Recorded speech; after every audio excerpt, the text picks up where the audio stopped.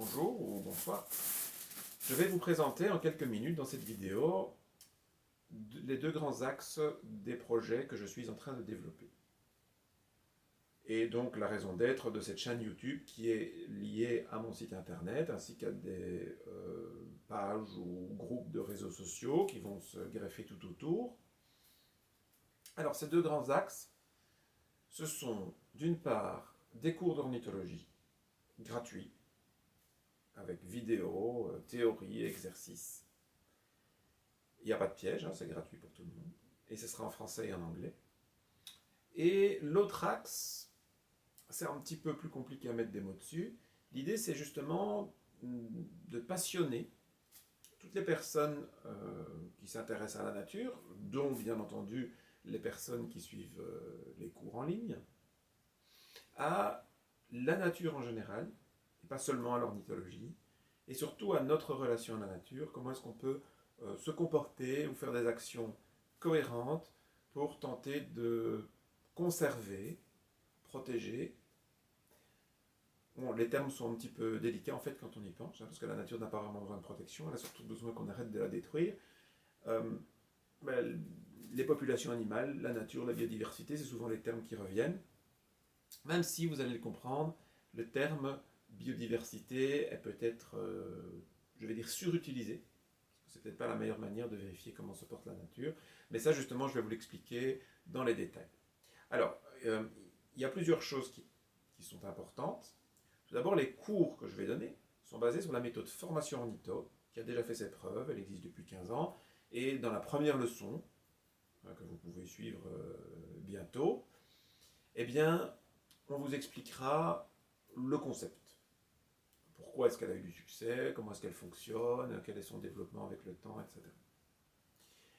Alors, les articles, vidéos et toutes les informations qui seront partagées, et qui sont déjà partagées, parce qu'il y a déjà des centaines de pages en fait sur mon site internet, qui concernent la conservation, mais alors au sens très large du terme, c'est-à-dire les pollutions, comment fonctionnent les écosystèmes, quel est notre impact sur les écosystèmes, quelles sont les nourritures idéales pour les écosystèmes et pour nous, parce que nous en faisons partie en quelque sorte, puis nous sommes aussi des écosystèmes, hein, quand vous savez que nous sommes composés de dizaines de milliers, de milliards de bactéries, de plus de 15 000 espèces différentes.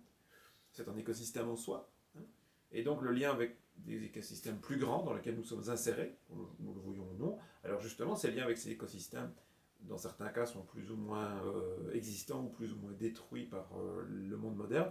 Et on va voir comment tout ça s'agence et comment est-ce qu'on peut réagir de façon cohérente pour endiguer notamment la chute, l'extinction de masse en cours, hein, qui n'est plus niée par personne, c'est un fait scientifique, mais aussi les réchauffements climatiques, qui est tout à fait lié avec ça, hein, et ça je vais vous l'expliquer aussi. En fait, quand vous regardez de façon cohérente, c'est relativement facile de voir les solutions. Après, les mettre en place, c'est une autre histoire. Mais avant de mettre en place des bonnes solutions, il faut les voir. Et pour les voir, il faut comprendre les choses globalement. Ce que font très peu de gens, en fait, comme je vais vous le démontrer, beaucoup de gens ont leur voie d'accès pour essayer de comprendre la nature. Les ornithologues, c'est les oiseaux, hein, bon, bien entendu. Et puis on regarde les oiseaux qui diminuent, les oiseaux qui se portent bien, les oiseaux qui sont trop abondants. Et au lieu de les voir plus loin, très souvent la réaction, on va dire, ah, il y a trop de ce oiseau-là, il faudrait le réguler, celui-là, il n'y en a pas assez, on va l'aider, on va le nourrir, on va lui mettre des nichoirs. C'est une approche complètement erronée. C'est-à-dire que je n'en veux à personne de mettre en nichoir ou de nourrir un oiseau, mais pour paraphraser le célèbre François Terrasson, qui a écrit notamment le livre, son grand succès, La peur de la nature, quand on lui demande vous êtes contre les nichoirs, il répond non, mais je suis pour une nature où les oiseaux sont capables de faire leur nid.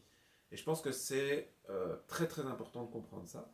Et si les oiseaux sont plus capables de faire leur nid, c'est pas parce qu'ils sont devenus idiots, c'est parce qu'ils n'ont plus le matériel. Hein, par exemple, les hirondelles en ville n'ont plus de boue. Elles construisent leur nid en boue, donc elles ne peuvent plus les construire.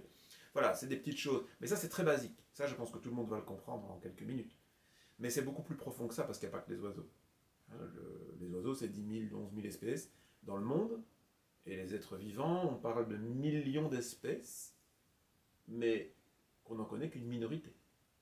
On estime la biodiversité totale, tout règne confondu, entre 20 et 100 millions. Voilà, c'est ce genre, de toute façon, c'est des estimations, on connaît très très peu de choses. L'Institut mondial pour la nature estime qu'il faudrait 1000 ans pour décrire toutes les espèces vivantes, au rythme actuel. Bon. Donc ça vous donne une idée de l'ampleur du travail.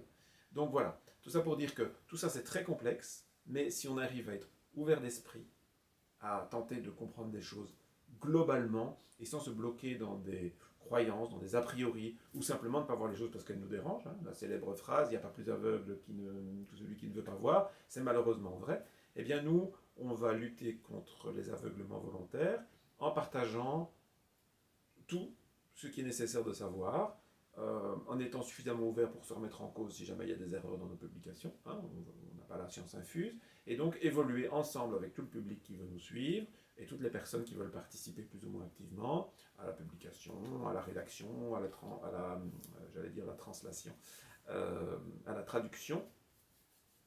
Voilà.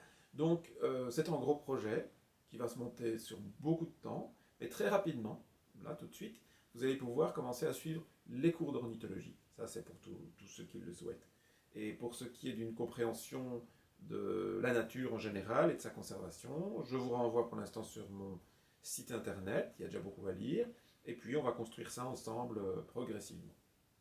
Voilà, ben merci de m'avoir suivi, j'espère vous retrouver régulièrement nombreux. Je ne vais pas vous faire comme tous les youtubeurs, mettez des pouces bleus, vous inscrivez, Tipeee, machin, tout ça, non. Les gens viennent s'ils ont envie, je ne vais pas essayer de les fidéliser, les accrocher. S'ils viennent, c'est qu'ils aiment bien, et puis s'ils viennent plus, c'est qu'ils n'aiment pas. Il n'y a aucun problème avec ça.